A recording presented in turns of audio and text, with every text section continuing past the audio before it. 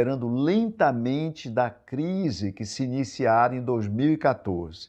O desemprego, que vinha caindo aos poucos, já apresenta os sinais de aumento expressivo, podendo chegar a 17,8%, de acordo com projeção realizada pelo Instituto Brasileiro de Economia da FGV.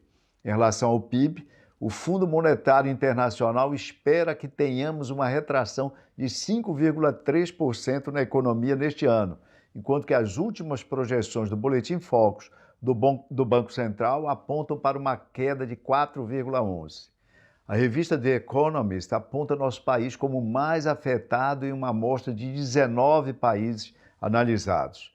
A queda do PIB, combinada à longa recessão iniciada em 2014, já fazem dessa década de pior desempenho da nossa economia na história. A pergunta que fica é: como será a economia brasileira após a pandemia? Para alimentar o debate a respeito, vamos analisar as expectativas da sociedade e o que espera a opinião pública. Perguntados na última pesquisa XP e PESP acerca dos rumos da economia do Brasil neste momento, 32% dos entrevistados afirmaram que a nossa economia está indo no caminho certo. Já para 52% deles, a economia está indo no caminho errado, ou seja, mais de metade dos respondentes não veem a economia nos trilhos. E essa percepção negativa vem ganhando volume nos últimos levantamentos.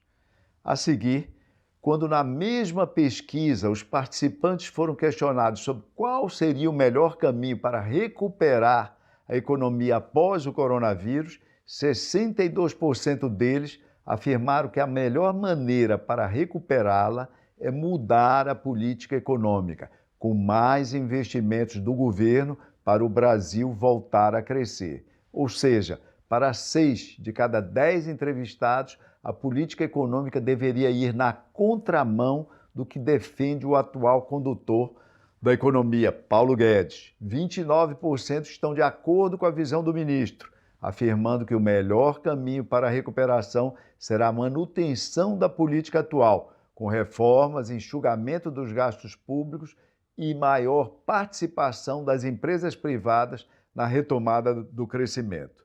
Como se vê, diante da pressão da sociedade insatisfeita, somada às vozes discordantes dentro do próprio governo, não será fácil para o atual superministro Paulo Guedes, mesmo com apoio de setores empresariais, manter a sua agenda, embora a dívida pública se encaminhe para fechar o ano no patamar de 90% do PIB.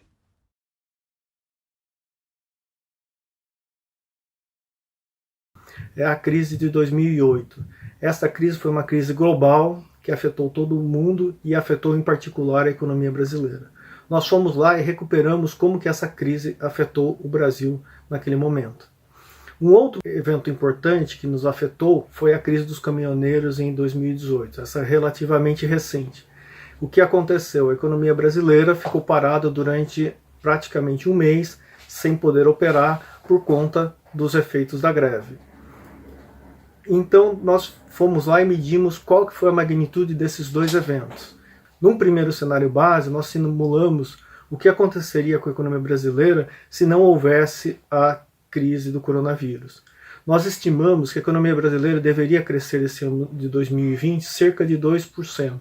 Num segundo cenário, nós estimamos qual que seria o efeito na economia brasileira se o evento que está ocorrendo agora tiver a ordem e magnitude da greve dos caminhoneiros. Nesse caso, a economia brasileira deve crescer 0% em 2020.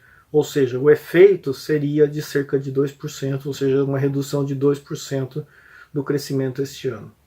Mas nós acreditamos que isso é um cenário conservador, porque além do efeito doméstico da pandemia, há um efeito externo vindo dos mercados, dos principais mercados que estão parados, Europa, China e Estados Unidos. Então nós simulamos o que aconteceria com a economia brasileira se o choque que está ocorrendo agora com a crise de pandemia tiver a magnitude da crise de 2008.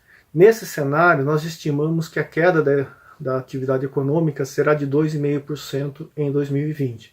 Ou seja, o efeito sobre a economia brasileira seria uma queda de 4,5% do PIB em relação ao cenário base. Por fim, nós acreditamos que um cenário mais realista talvez seja a junção dos dois fenômenos. Por quê?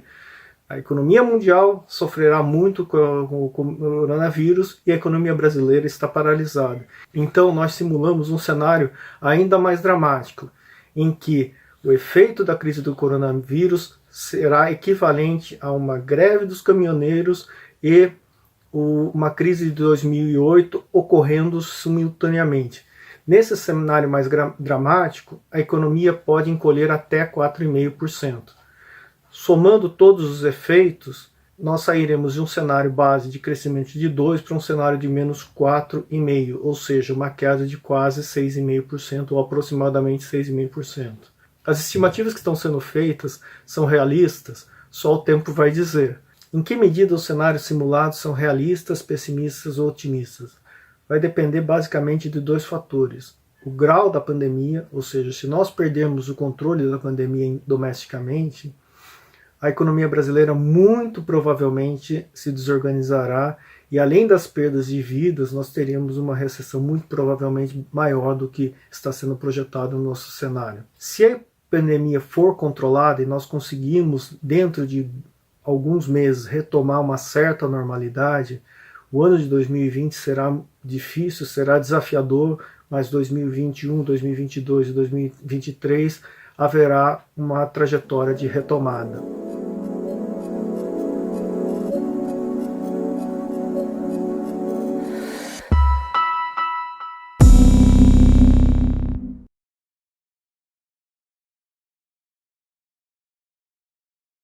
Né?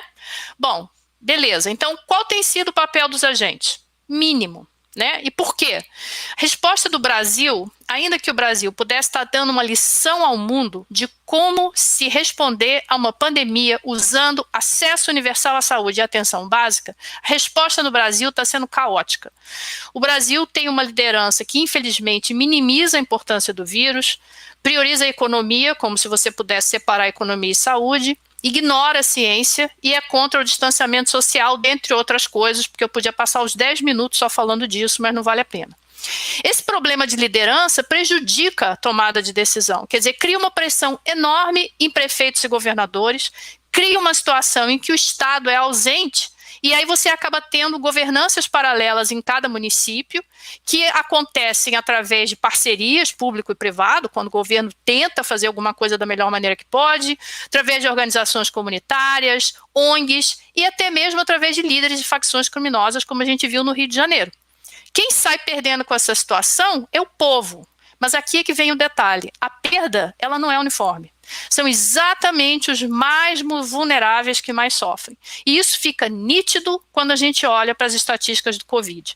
As estatísticas refletem exatamente as desigualdades do Brasil. Por exemplo, ainda que São Paulo tenha o maior número de casos e mortes, são exatamente os estados da região norte que têm as maiores taxas.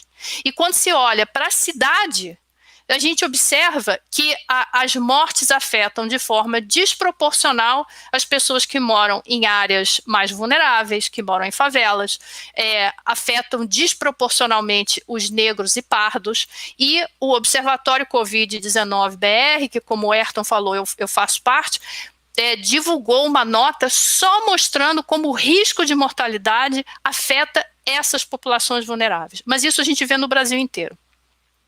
Bom, com relação aos agentes comunitários de saúde e atenção básica, não houve uma recomendação nacional e um esforço para treinar esses agentes e, acima de tudo, poder prover equipamentos de proteção para que eles possam trabalhar em campo.